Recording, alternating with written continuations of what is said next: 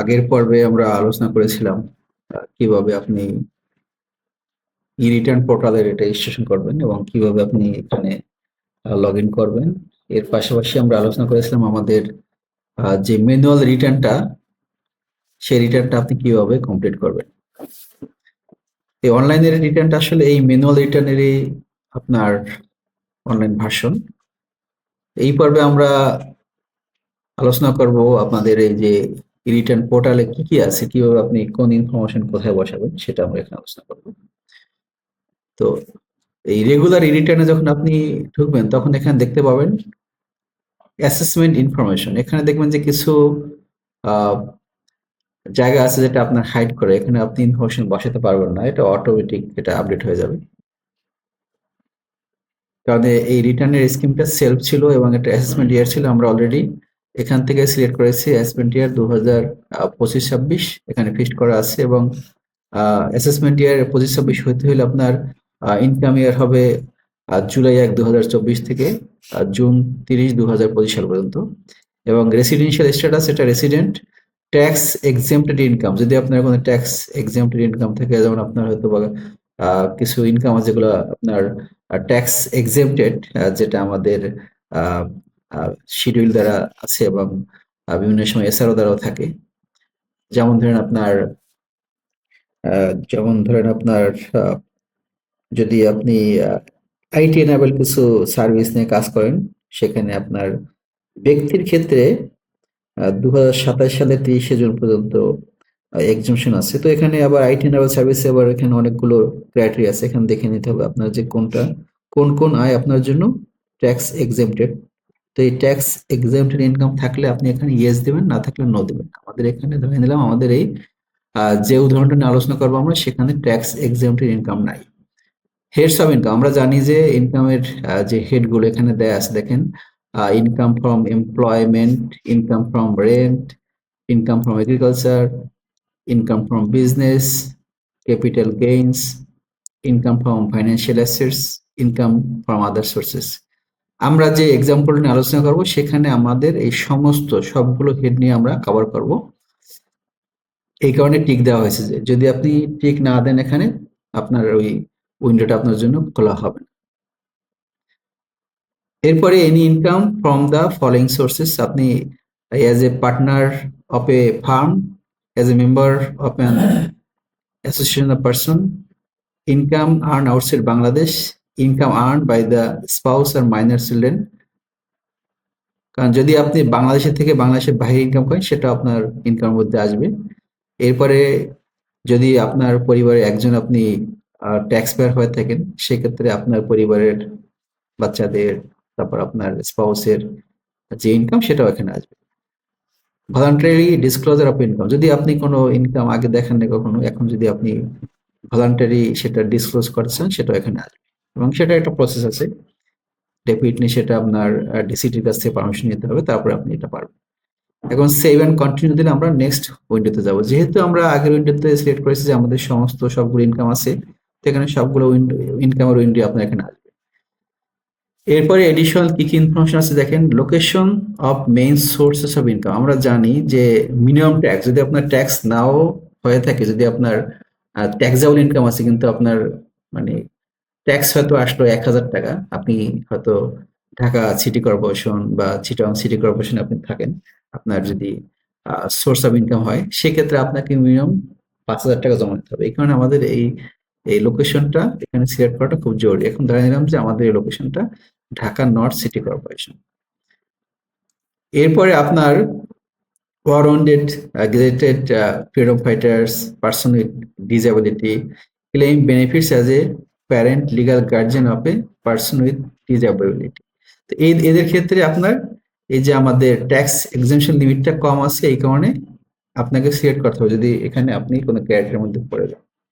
Tax rebate, যদি আপনি tax day এর মধ্যে আপনি রিটার্ন সাবমিট করেন সেক্ষেত্রে, এবং আপনার যদি ইনভেস্টমেন্ট থেকে থাকে, আমরা জানি যে ইনভেস্টমেন্ট মানে ট্যাক্সের ক্ষেত্রে ইনভেস্টমেন্ট মানে আয়কর আইনে যেসব জায়গায় আপনাকে ইনভেস্টমেন্ট করতে বলা হয়েছে এবং সেগুলোই আপনার ইনভেস্টমেন্ট বোঝা যাবে। যেমন ধরেন আপনার সঞ্চয়পত্রে বলা হয়েছে আপনি ইনভেস্টমেন্ট করলে এখানে রিবেট পাবেন, কিন্তু এফডিআই এর ক্ষেত্রে বলা হয়নি। তো আপনার এখানে এফডিআর এ ইনভেস্ট করলে ইনভেস্টমেন্ট হবে, কিন্তু সেটা আপনার আয়করের ক্ষেত্রে আপনি ওই ইনভেস্টমেন্টের যে বেনিফিট সেটা পাবেন না। এই কারণে আমরা সবসময় সাজেস্ট করি যে আপনারা সারা বছর যে আপনার যে একটা ইনভেস্টমেন্ট সেটা একটা প্ল্যানিং করবেন, যাতে করে আপনি ট্যাক্স রিবেট ক্লেম করতে পারেন। আমাদের এখানে এই যে এক্সাম্পল আমরা শেয়ার করব, এখানে আমাদের ট্যাক্স ক্লেম করার জন্য আমরা ইনভেস্টমেন্ট থাকবে।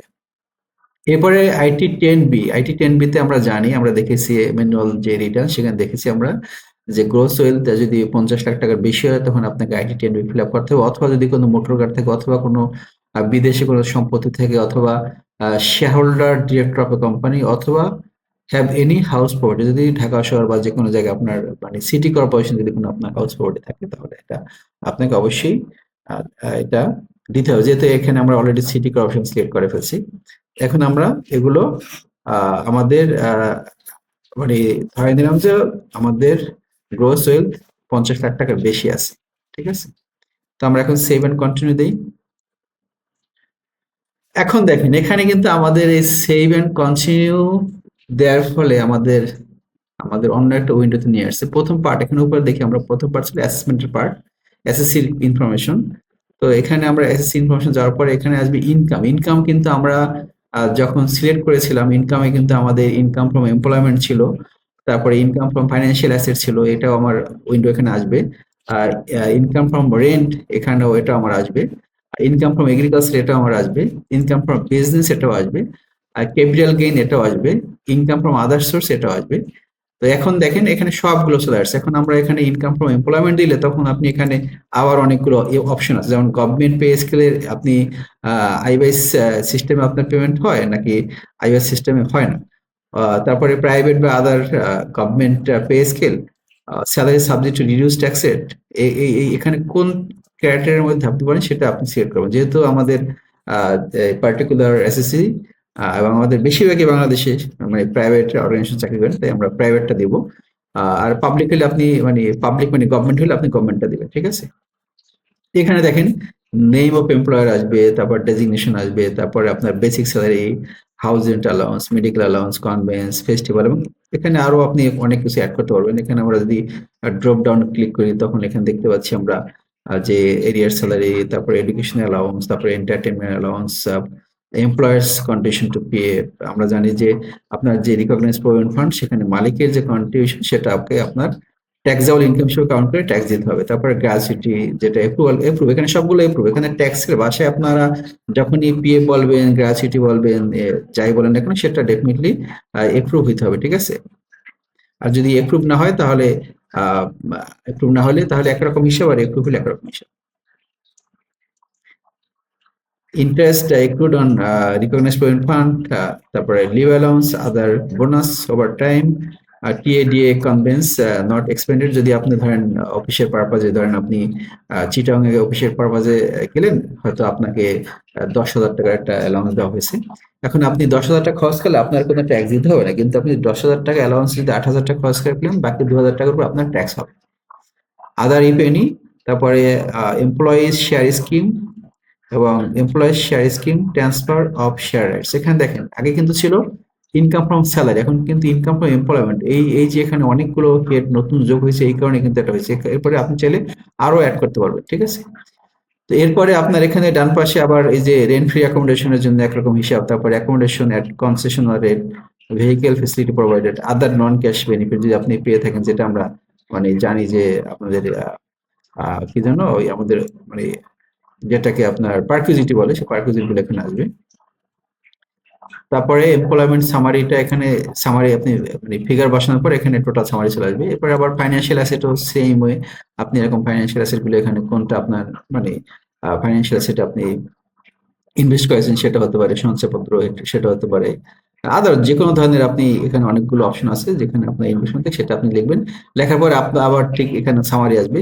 রেন্টের ক্ষেত্রেও আমরা যখন ঢুকবো তখন দেখবো এখানে রেন্টটা এখানে হাউস প্রপার্টি না আদার প্রপার্টি, কারণ আমাদের আগে ছিল কিন্তু ইনকাম ফ্রম কি হাউস প্রপার্টি, এখন দেখেন income from other property. Other property মানে যেমন ধরেন আপনার বাসার পাশে একটা খোলা জায়গা আছে, আপনি ওখানে হয়তো কোনো একটা ওষুধ কোম্পানির অনেকগুলো গাড়ি, আপনি বলেন যে ঠিক আছে আমার এই খোলা জায়গাটা তুমি ইউজ করো, তুমি এখানে তোমার গাড়িগুলো রাখতে পারো, ঠিক আছে, পার্কিং হিসেবে ইউজ করতে পারো। এই যে পার্কিং হিসেবে আপনি ভাড়া পাচ্ছেন সেটা কিন্তু আপনার হাউস প্রপার্টি না, সেটা আদার প্রপার্টি হবে। ঠিক আছে, এর মানে কি আমাদের আগের শুধু ইনকাম ফ্রম হাউস প্রপার্টি ছিল, এখন নতুন আইনে ইনকাম ফ্রম রেন্ট মানে যত ধরনের মানে হাউস প্রপার্টি ছাড়াও যে ইনকাম সেটা এখানে আসবে। এরপরে ইনকাম ফ্রম এগ্রিকালচার, এখানে আপনি সিলেক্ট করেন, দেখেন এটা cultivation, income from farming, production of tea or rubber, other agriculture income, special agriculture. এখানে প্রতিটার আলাদা আলাদা কিন্তু ক্রাইটেরিয়া আছে, কারণ টি রাবারের ক্ষেত্রে একরকম, তারপর ফার্মিং এর ক্ষেত্রে একরকম, কাল্টিভেশনের ক্ষেত্রে একরকম। আপনার জন্য যেটা অ্যাপ্লিকেবল সেটা আপনি এখানে দিবেন। এরপরে ইনকাম ফ্রম বিজনেস, বিজনেসের ক্ষেত্রে এখানে ক্যাটাগরি আছে, দেখেন রেগুলার বিজনেস আর professional income, business profession subject to minimum tax. Minimum tax নিয়ে আমার আলাদা একটা ভিডিও আছে, মিনিমাম ট্যাক্স এবং রেগুলার ট্যাক্স এবং ফাইন্যান্সিয়াল ট্যাক্স, আপনারা সেটা দেখে নিন, আপনি ক্লিয়ার ধারণা পাবেন। Tobacco business, product of tea or rubber, certain source of agro business income, special business income, uh, income subject to reduced tax rate. এরপরে আমাদের ক্যাপিটাল গেইন, ক্যাপিটাল গেইনের আবার এখানে ক্রাইটেরিয়া আছে কোনটা, transfer of land and property, transfer of property, signing money from the developer, compensation against property acquisition, transfer of share listed companies, transfer of share of listed company, director responsible এর ক্ষেত্রে transfer of share of non listed company, transfer of business undertaking, other gain, gain subject to reduce rate। মানে সমস্ত capital gain কিন্তু আবার আপনার finance settlement of tax না, সেটা আপনার মাথায় রাখতে হবে। ঠিক আছে, এই জন্য আপনারা এটা দেখে নিন, এখানে আবার এই ভুলটা করা যাবে। এরপরে ইনকাম ফ্রম আদার সোর্স, এবং সেই ইনকাম গুলো কি কি ইনকাম আদার সোর্সের মধ্যে আসে সেটাও দিয়ে দিচ্ছে, দেখেন এখানে royalty payment on workers profit participation fund, তারপরে licence fee, technical assistance fee, income from intangible assets, cash subsidy, lottery, puzzle game, other source with TDS amount received from group insurance policy, any other income, income subject to reduce tax. আপনার any other income, ধরেন আপনাকে আপনার কোনো একজন মানে gift করলো কোনো টাকা, আপনি বললেন যে এটা এটা কোথায় লিখবেন, মানে যেটা কোনো সোর্স নেই, দ্যাট মিনস এটা আপনার ইনকাম। তো এই ইনকামটা আপনাকে আদার ইনকামে শো করতে হবে। আর যেসব আদার ইনকাম আপনার ট্যাক্সে কেটে তারপর আপনার হাতে দিচ্ছে, সেগুলোর ক্ষেত্রে আপনার টিডিএস দেবেন। এরপরে আমরা এই যে রিবেট, এখন আপনি ইনভেস্টমেন্টে কোন কোন ইনভেস্টমেন্ট আপনার আছে সেই ইনভেস্টমেন্ট গুলো আপনি টিক দেবেন। টিক দেওয়ার পর এখানে এই ধরেন আপনি লাইফ ইন্স্যুরেন্স প্রিমিয়াম, তখন আপনার এই ডিটেলস, আপনি এই যে ইন্স্যুরেন্স পলিসি, তারপরে insurance company, policy policy value, premium paid, allowable amount, এই সব কিছু আপনাকে কিন্তু একদম ধরে ধরে প্রতিটা জিনিস আলাদা আলাদা করে আমরা এটা আলোচনা করব যখন আমরা ফিগার বসাবো। এখন আমরা ফার্স্টে এটা ফর্মটা দেখি। এখন এক্সপেন্ডিচার যেটা আমাদের life expenditure, life style expenditure, সেখানে আমাদের এই যে এক্সপেন্স ফর ফুড, তারপরে এখানে বলা আছে দেখেন IT 10B is not mandatory for you, still want to submit, yes. তো এখানে আমরা এটা সবগুলো ফিল আপ করতে হবে যেটা আপনার সাথে কানেক্টেড। দেন আপনার এখানে total expense related to lifestyle, tax charges, it is pay during last, মানে গত বছর, গত 1 বছর আপনি কি কি ট্যাক্স দিয়েছেন। যেমন গত বছর আপনি যদি রিটার্নের সাথে কোনো ট্যাক্স দিয়ে থাকেন সেটাও কিন্তু এখানে আসবে, আপনার যত ট্যাক্স কাটা হয়েছে সবগুলো এখানে আসবে। ঠিক আছে, তারপরে interest payment to personal loan, অনেক সময় আমাদের পার্সোনাল লোন, ক্রেডিট কার্ডের যে লোন ইন্টারেস্ট আমরা পে করি সেটা কিন্তু এখানে আসবে, সেটা কিন্তু অনেকে ভুল করেন। তো এখানে আরেকটা ভুল আছে অনেকে করে থাকেন, যে আপনার এই ইনকামে যখন আপনি করবেন তখন আপনার যে এই income from rent, income from rent যদি আপনি ধরেন অ্যাপার্টমেন্ট নিয়ে থাকেন, বা আপনি কোনো অ্যাপার্টমেন্টের যে আপনার যদি ভাড়া দিয়ে থাকেন, সেক্ষেত্রে আপনার এই বাড়ি ভাড়ার খরচের সাথে অ্যাপার্টমেন্টের যে লোনের ইন্টারেস্ট আপনি চার্জ করতে পারবেন তার এগেইনস্ট, এটা আপনার মাথায় রাখতে হবে। ঠিক আছে, এক্সপেন্ডিচার গেল।